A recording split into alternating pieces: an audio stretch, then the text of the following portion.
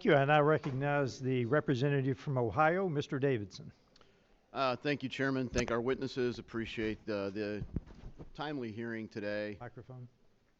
Well, the button's pressed, but it works, just not well.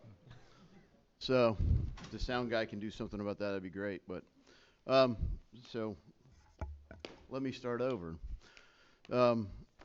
So thank you for the hearing. It's timely, and I would ask unanimous consent to submit Vice President Vance's speech in Munich for the record.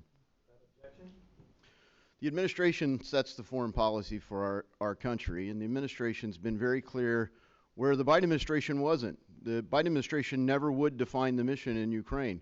They would never say what exactly they want to accomplish.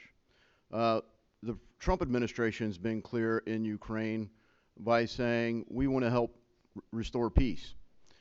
And that is what the President and Secretary of State and every other tool in the executive branch is trying to do, is to restore peace.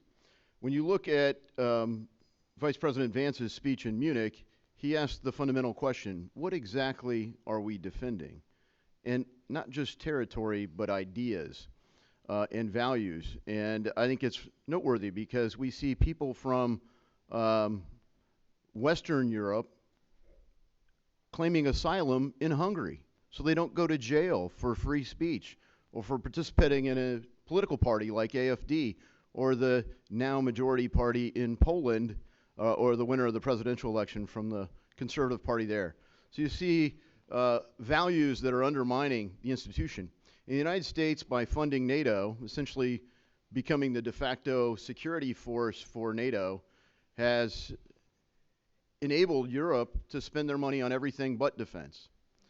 We've served as their defense, and it's been the umbrella to which they've extended their membership eastward.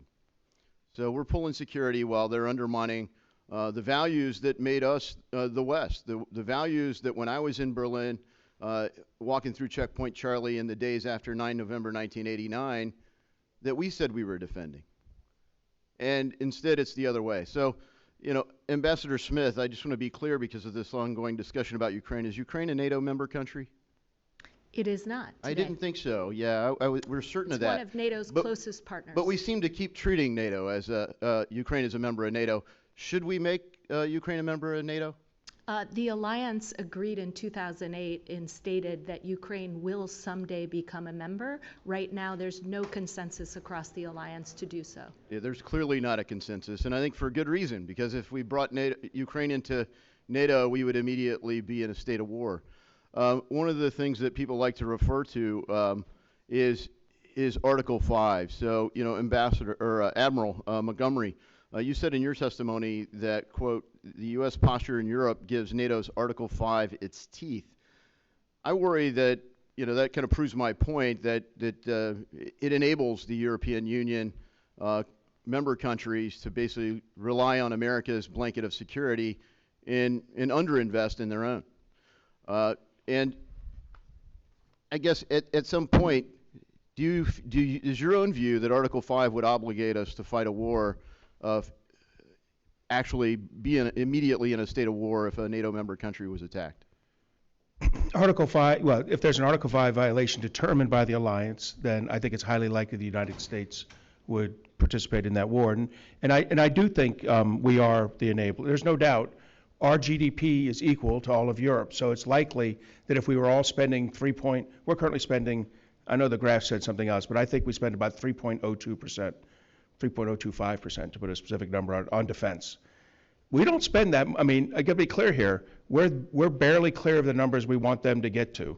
But if we're spending that much, and they spend that much, we will be able to secure ourselves and deter Vladimir Putin from doing things. My goal is not that we fight Article 5, but we make it clear to Putin that should you attack a treaty ally of ours, like the Baltic states or Poland, we will hold you accountable.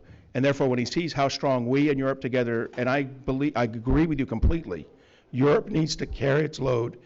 And Europe was apathetic for 30 years.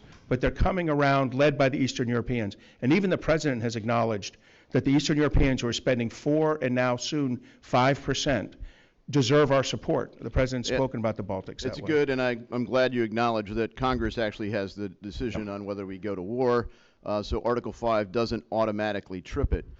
My time is largely expired here, but I just want to point out that, President Eisenhower thought that if we were in NATO for 10 years, that we would not have succeeded in the mission in NATO.